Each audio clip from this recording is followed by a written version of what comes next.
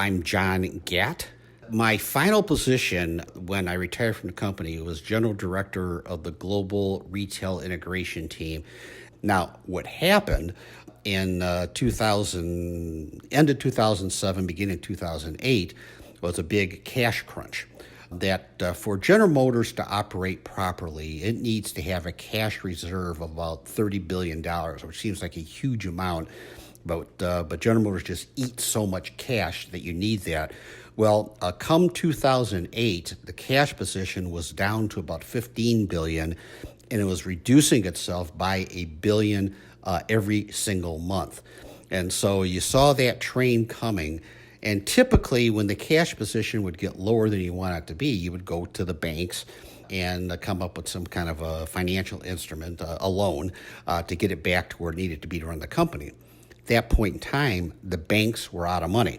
And so it kept on eroding and eroding and eroding. And finally, in November 2018, all of the big three went to Congress and asked for some bailout loans, with the exception of Ford, who said, we were okay, we want the other guys to get it, because it will affect the auto industry if they went under. A number of things went on. First of all, we had to do everything we could to reduce costs. And in my area, the biggest eater of costs that I had was human resources. And so that put me personally in a very unpleasant situation of having to lay off a good number of people, like about 15 to 20% of my staff. It placed a huge toll on me in going through that. I retired in 2010. And just through friends, I ran into somebody who started an electric car company and needed a whole lot of help. And so that led to really a second life of a consulting business.